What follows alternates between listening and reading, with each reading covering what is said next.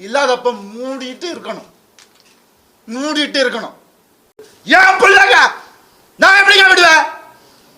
சின்ன பையன் ಡೈಲಿ ಉட்காந்து விளையாடுவான். நான் அவங்ககிட்ட ತೋತು போவேன். ನಮಸ್ಕಾರ, ನಾನು ನಿಮ್ಮ ರಾಕೇಶ್ ಆರುಂಡಿ. ಸಾಧು ಮಿರಾಂಡ ಕಾದು ಕೊಲ್ಲದು ಅಂದರೆ ಮೃದು ಸ್ವಭಾವದವರ ಕೋಪವನ್ನು ಸಹಿಸಿಕೊಳ್ಳೋದು ತುಂಬ ಕಷ್ಟ.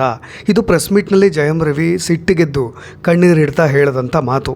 ಅಂದರೆ ಜಯಂ ರವಿ ಇಲ್ಲಿವರೆಗೂ ಕೂಡ ಸಾಫ್ಟ್ ವ್ಯಕ್ತಿ ಅಂತ ಅಂದ್ಕೊಂಡಿದ್ರಿ, ಆದರೆ ಇನ್ನು ಮುಂದೆ ನಾನು ಸೈಲೆಂಟ್ ಆಗಿರೋದಕ್ಕೆ ನನ್ನ ಕೈಲಿ ಆಗೋದಿಲ್ಲ. ಎಷ್ಟು ಅಂತ ನಾನು ನನ್ನ ಹೆಂಡ್ತಿನ ಸಹಿಸ್ಕೊಳ್ಳಿ, ಅವಳು ಮನುಷ್ಯಳೇ ಅಲ್ಲ, ಅವಳಿಂದ ನನಗೆ ಮೊದಲು ಡಿವೋರ್ಸ್ ಬೇಕು ಅಂತ ಬಿಕ್ಕಿ ಬಿಕ್ಕಿ ಅಳ್ತಾ ಇದ್ದರು. ನನ್ನ ತಾಳ್ಮೆ ಪರೀಕ್ಷೆ ಮಾಡಬೇಡಿ, ಇನ್ನೊಬ್ಬರ ಜೊತೆ ಅಕ್ರಮ ಸಂಬಂಧದ ಬಗ್ಗೆ ನೀವೆಲ್ಲ ಟ್ರೋಲ್ ಮಾಡಿ ನನ್ನ ಸಂಸಾರವನ್ನು ಹಾಳು ಮಾಡಿದ್ರಿ ಅಂತೆಲ್ಲ ಪ್ರೆಸ್ ಮೀಟ್ನಲ್ಲಿ ಕೂಗಾಡಿಬಿಟ್ರು. ಈ ನಡುವೆ ಖುಷ್ಬು ಹೆಸರನ್ನು ನೇರವಾಗೂ ತೆಗೆದುಕೊಳ್ಳದೆ ನಟಿ ಖುಷ್ಬು ಅವರ ನಡತೆಯ ಬಗ್ಗೆಯೂ ಕೂಡ ಹರಿಹಾಯ್ದು ಬಿಟ್ಟರು.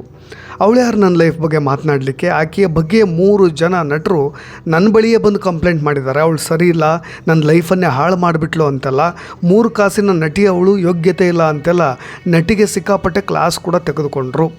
ಆದರೆ ಇತ್ತ ಖುಷ್ಬು ಅವರು ಜಯಂ ರವಿ ಅವರ ಪತ್ನಿ, ಮಾಜಿ ಪತ್ನಿಯ ಪರ ನಿಂತ್ಕೊಂಡಿದ್ದಾರೆ. ಇದು ಎಲ್ಲಿ ಹೋಗಿ ನಿಂತ್ಕೊಳ್ಳುತ್ತೋ ಗೊತ್ತಿಲ್ಲ. ಒಂದು ದಾಳಿ ಮತ್ತು ಪ್ರತಿ ದಾಳಿಗಳಿಗೂ ಕೂಡ ಕಾರಣವಾಗ್ತಾ ಇದೆ. ಆದರೆ ಜಯಂ ರವಿ ಅವರ ಇನ್ನೊಂದು ಮುಖವನ್ನು ಯಾರೂ ಕೂಡ ಕಂಡಿರಲಿಲ್ಲ ಅಂದ್ಕೊಳ್ತೀನಿ. ಯಾಕೆಂದರೆ ಇಷ್ಟೊಂದು ಕೂಗಾಡಿ ಅವರ ಜೀವನದ ಸಾಂಸಾರಿಕ ಖಾಸಗಿ ಗುಟ್ಟನ್ನು ಇವತ್ತು ರಟ್ಟು ಮಾಡಿಕೊಂಡಿದ್ದು ಬೀದಿಗೆ ಬಂದಂಥ ಸಂಸಾರದ ಗುಟ್ಟು ನೋಡಿ. ಜಯಂ ರವಿ ಅವರ ಪತ್ನಿ ಆರತಿ ಇದೀಗ ಅವರ ಸೋಷಿಯಲ್ ಮೀಡಿಯಾದಲ್ಲಿ ಒಂದು ಪೋಸ್ಟ್ ಹಾಕ್ಕೊಂಡಿದ್ದಾರೆ. ಮಲಗಿರೋ ಸಿಂಹನ ಎಬ್ಬಿಸ್ಬೇಡ ಅಂತ ಎಚ್ಚರಿಕೆ ಕೂಡ ಕೊಟ್ಟಿದ್ದಾರೆ. ಇಷ್ಟೆಲ್ಲ ಅವಾಂತರಗಳು ಕೂಡ ಆದಮೇಲೆ ಆರತಿ ಮೋಹನ್ ಜಯಂ ರವಿಗೆ ತಿರುಗೇಟು ಕೊಟ್ಟಿರೋದು. ನೀನು ನನ್ನ ಎದುರೋಕೊಂಬೇಡಪ್ಪ, ಹೀಗಲೇ ಅನುಭವಿಸ್ತಾ ಇದೆಯಾ ಅನ್ನೋ ಮಾತಿನ ತಾತ್ಪರ್ಯ ಅದಷ್ಟೇ. ಮಲಗಿರೋ ಸಿಂಹನ ಎಬ್ಬಿಸ್ಬೇಡ ಅಂತ ಒಂದು ಲೈನ್ ಮುಖಾಂತರವಾಗಿ ಎಚ್ಚರಿಕೆ ಕೊಟ್ಟಿರೋದು. ಜೊತೆಗೆ ಸುದೀರ್ಘವಾಗಿ ಬರ್ಕೊಂಡಿದ್ದಾರೆ ನೋಡಿ. ಅದು ತುಂಬ ಇಂಟ್ರೆಸ್ಟಿಂಗ್ ಅಂತ ಅನಿಸುತ್ತೆ. ಮಲಗಿರೋ ಸಿಂಹವನ್ನು ನೀವೆಂದಿಗೂ ಕೂಡ ಎಬ್ಬಿಸಬಾರ್ದು. ಅವಳು ತಾಯಿ ಸಿಂಹವಾಗಿದ್ದರೆ ದೇವರೇ ಸಹಾಯವನ್ನು ಮಾಡಬೇಕಾಗತ್ತೆ. ನನ್ನ ಘನತೆಯ ಮೌನವನ್ನು ಎಂದಿಗೂ ಕೂಡ ನೀನು ದೌರ್ಬಲ್ಯ ಅಂತ ಭಾವಿಸಬೇಡ.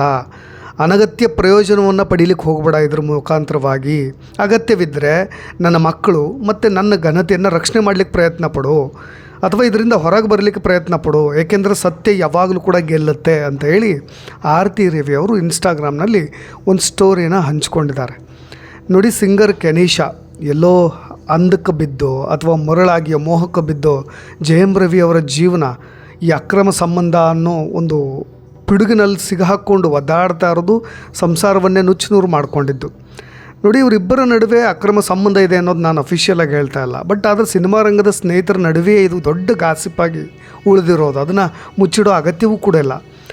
ಆದರೆ ಅನೇಕರು ಅದನ್ನು ಟ್ರೋಲ್ ಮಾಡಿ ಆಕೆ ನನ್ನ ನಡುವೆ ಸಂಬಂಧಗಳನ್ನು ಕಟ್ಟಿ ಇವತ್ತು ಅವಳನ್ನು ಚೆನ್ನೈನೇ ಬಿಟ್ಟು ಹೋಗೋ ಹಾಗೆ ಮಾಡಿಬಿಟ್ರಿ. ಆಕೆ ಎಲ್ಲಿದ್ದರೂ ಕೂಡ ಚೆನ್ನಾಗಿರಲಿ, ಆದರೆ ಟ್ರೋಲ್ ಮಾಡೋರಿಗೆ ವಾರ್ನಿಂಗನ್ನು ಕೂಡ ಜಯಂ ರವಿ ಅವರು ಕೊಟ್ಟಿದ್ದು. ಆದರೆ ಕೆನೀಶಾ ಹಾಗೂ ಜಯಂ ರವಿ ಕ್ಲೋಸ್ ಆಗಿದ್ದು, ಇಬ್ಬರ ನಡುವಿನ ಆತ್ಮೀಯತೆಯ ಫೋಟೋಗಳು ಹರಿದಾಡಿದ್ದು, ಈ ಎಲ್ಲ ಅನುಮಾನಗಳು ದಟ್ಟವಾಗಿ ಕಾಡಿದ್ರಿಂದಲೇ ಜಯಂ ರವಿ ಅವರ ಪತ್ನಿ ಆರತಿ ಡಿವೋರ್ಸ್ಗೆ ಅರ್ಜಿಯನ್ನು ಸಲ್ಲಿಸಿದ್ದು. ಆದರೆ ಅದಿನ್ನೂ ವಿಚಾರಣೆ ಹಂತದಲ್ಲಿದೆ. ಆದರೆ ಇಬ್ಬರಿಗೂ ಕೂಡ ಜಾಯಿಂಟ್ ಅಕೌಂಟ್ ಅಂದರೆ ಯಾರೇ ದುಡ್ಡನ್ನು ಬಿಡಿಸೋದಾದರೂ ವಿತ್ ಪರ್ಮಿಷನ್ ಇರಬೇಕಾಗತ್ತೆ, ಗಂಡನ ಸಹಿ ಇರಬೇಕಾಗತ್ತೆ. ಹೆಂಡತಿ ದುಡ್ಡನ್ನು ಬಿಡಿಸೋದಾದ್ರೂ ಗಂಡನ ಸಹಿ ಇರಬೇಕಾಗತ್ತೆ. ಒಂದು ಕೋರ್ಟ್ ಒಂದು ತೀರ್ಮಾನಕ್ಕೆ ಬಂದು ಅಫಿಷಿಯಲಿ ವಿಚ್ಛೇದನ ಕೊಡೋವರೆಗೂ ಹೆಂಡತಿ ಇದ್ರ ಕಾಟ ತಪ್ಪಿದ್ದಲ್ಲ. ಯಾಕೆಂದರೆ ಜಯಂ ರವಿ ಅವರು ₹1 ಬಿಡಿಸ್ಬೇಕು ಅಂದರೆ ಆಕೆ ಪರ್ಮಿಷನ್ ತೆಗೆದುಕೊಳ್ಬೇಕು. ಅದಕ್ಕೋಸ್ಕರವಾಗಿ ಅವರು ಪ್ರೆಸ್ ಮೀಟಲ್ಲಿ ಹೇಳಿದ್ದು, ನಾನು ಕೋಟಿ ದುಡಿತಾ ಇದ್ದೀನಿ, ₹1 ಬಿಡಿಸ್ಲಿಕ್ಕೆ ತಕ್ಷಣಕ್ಕೆ ₹100 ಬಿಡಿಸಿದ್ರೆ ಆ ಕಡೆಯಿಂದ ಫೋನ್ ಬರುತ್ತೆ ಅಂತ. ಒಟ್ಟಾರೆಯಾಗಿ ಜಯಂ ರವಿ ಅವರು ಪ್ರತಿನಿತ್ಯ ಪತ್ನಿ ನರಕವನ್ನು ಅವ್ರಿಗೆ ತೋರಿಸ್ತಾ ಇದ್ದಾರೆ ಅನ್ನೋದನ್ನು ಅವ್ರು ಹೇಳ್ತಾ ಇದ್ರು. ಇನ್ನು ಅಂಗೈನ ಮೇಲೆತ್ತಿ ಮಣಿಕಟ್ಟಿನಲ್ಲಿ ಅವ್ರ ಕೈ ಕತ್ತರಿಸ್ಕೊಂಡಿದ್ದಂಥ ವಿಡಿಯೋಗಳನ್ನು ಅಂದರೆ ದೃಶ್ಯದ ಮುಖಾಂತರವಾಗಿ ಅವರು ತೋರಿಸಿದ್ದು, ಕೈಯನ್ನು ತೋರಿಸೋದ್ರ ಮುಖಾಂತರವಾಗಿ ಪ್ರೆಸ್ ಮೀಟ್ನಲ್ಲಿ ಜೀವಕ್ಕೆ ಸಂಚಕಾರವನ್ನು ಕೂಡ ತೆಗೆದುಕೊಳ್ಳಿಕ್ಕೆ ಮುಂದಾಗಿದ್ದರು.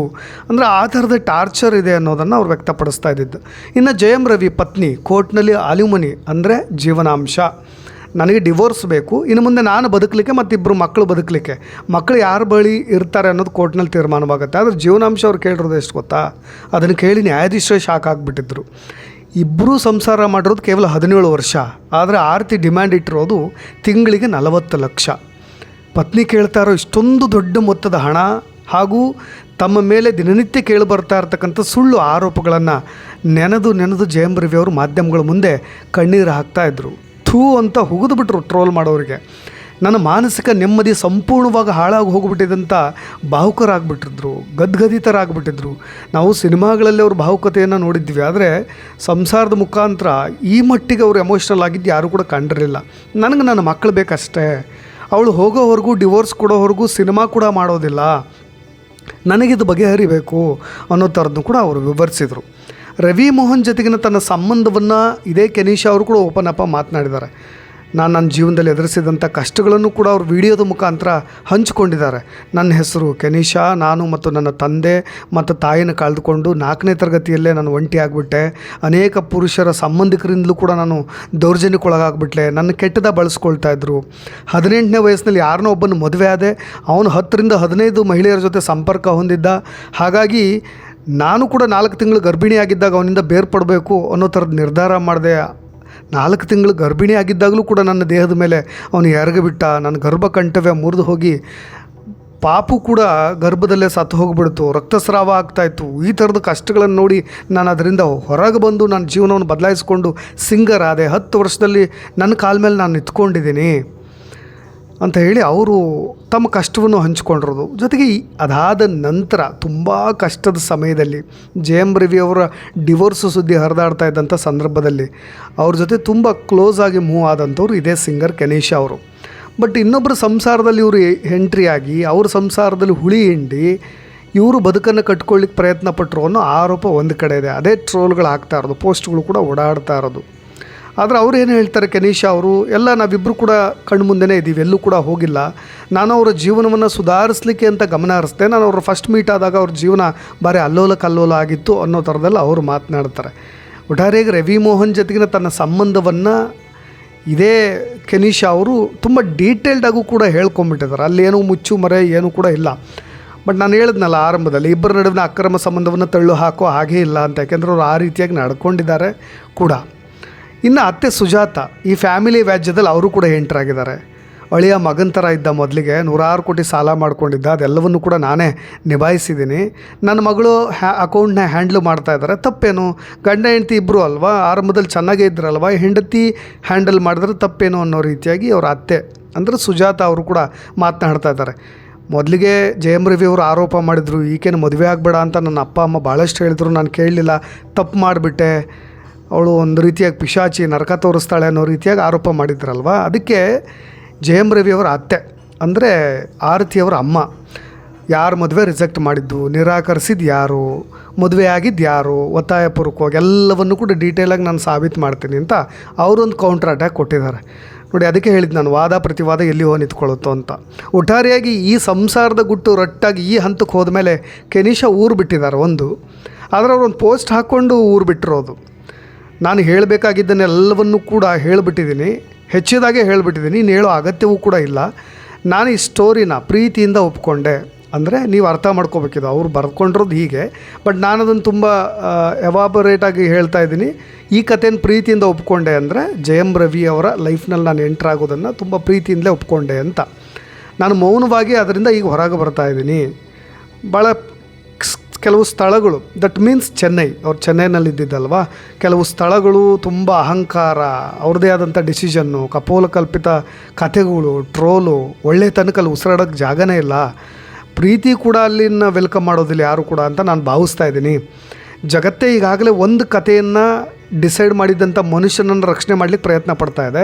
ಆ ಥರದ ವೀಡಿಯೋಸ್ಗಳನ್ನ ನಾನು ನೋಡ್ತಾ ಇದ್ದೀನಿ ಅಂತ. ಯಾಕೆಂದರೆ ಟ್ರೋಲ್ ಮಾಡೋರೆಲ್ಲರೂ ಕೂಡ ಒಂದು ಸಂಸಾರನ ಹಾಳು ಮಾಡಿಬಿಟ್ಲು ಅನ್ನೋ ರೀತಿಯಾಗಿ ಹೇಳ್ತಾ ಇದ್ದಾರೆ. ಬಟ್ ಗಂಡ ಹೆಂಡ್ತಿನೇ ಬೇರೆ ಆಗೋದಕ್ಕೆ ಡಿಸೈಡ್ ಮಾಡಿರುವಾಗ ಜೊತೆಗೆ ಆ ಸಂಸಾರನ ರಕ್ಷಣೆ ಮಾಡಲಿಕ್ಕೆ ಇನ್ನೊಬ್ಬರು ಪ್ರಯತ್ನ ಪಡ್ತಾ ಇರಬೇಕಾದ್ರೆ ನಾನೇ ಕಲ್ಲಿರಬೇಕು ಅಂತ ಅವ್ರು ಚೆನ್ನೈನಿಂದ ಹೊರಗೆ ಓಡೋಗ್ಬಿಟ್ಟಿದ್ದಾರೆ ಮೀನ್ಸ್ ಅವರು ಅಲ್ಲಿಂದ ಬಿಟ್ಟು ಹೋಗಿದ್ದಾರೆ ಅಂತ. ಇನ್ನೊಂದು ಸಂಸಾರದಲ್ಲಿ ನಾನು ಇರೋದು ಬೇಡ ಅಂತ. ಮೇ ಬಿ ನಾನು ಅಂದ್ಕೊಳ್ತೀನಿ ಜಯಂ ರವಿ ಅವರಿಗೆ ಇದೇ ಅವ್ರಿಗೆ ಮಾನಸಿಕವಾಗಿ ಹಿಂಸೆ ಕೊಟ್ಟು ಇನ್ನೊಂದು ಹೊಸ ಜೀವನವನ್ನು ಸ್ಟಾರ್ಟ್ ಮಾಡಿದ್ರು. ಆಕೆಯೂ ಇಲ್ಲದಾದಾಗ ಅವರು ಆ ಆಕ್ರೋಶವನ್ನು ಹೊರ ಹಾಕ್ಲಿಕ್ಕೆ ಈ ಥರ ಪ್ರೆಸ್ ಮೀಟ್ನಲ್ಲಿ ಬಂದು ಹೇಳಿರ್ಬೋದು ಅಂತ ನಾನು ಭಾವಿಸ್ತೀನಿ. ಒಟ್ಟಾರೆಯಾಗಿ ಇದು ಒಂದು ರೀತಿಯಾಗಿ ಯಾವ ಹಂತಕ್ಕೆ ಹೋಗ್ತಾ ಇದೆ ಅನ್ನೋದನ್ನ ನೀವು ಇಲ್ಲಿ ಸೂಕ್ಷ್ಮವಾಗಿ ಗಮನಿಸ್ಬೋದು.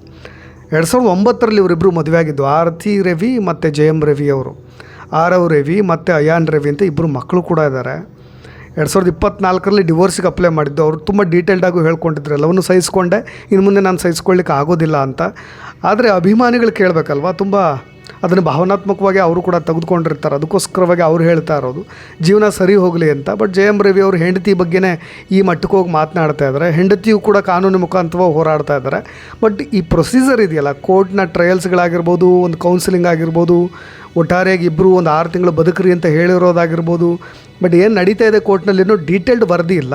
ಆದರೆ ಬೇಗ ಡಿವೋರ್ಸ್ ಆದರೂ ಸಿಕ್ಕರೆ ಇವರಿಗೆ ಕಾನೂನಾತ್ಮಕವಾಗಿ ಒಂದು ಲೀಗಲ್ ರಿಲೀಫ್ ಸಿಗುತ್ತೆ. ಆವಾಗ ಒಂದು ಸ್ವಲ್ಪ ಒಳ್ಳೆಯ ಬದುಕನ್ನು ಕೂಡ ಇವರು ಕಟ್ಕೊಳ್ಬಹುದು ಅಂತ ನನಗನ್ಸುತ್ತೆ. ನಿಮಗೇನು ಅನಿಸುತ್ತೆ ಅದನ್ನ ಕಮೆಂಟ್ ಮುಖಾಂತರವೂ ತಿಳಿಸ್ಬೋದು ಅಂತ ಹೇಳ್ತಾ ಧನ್ಯವಾದ.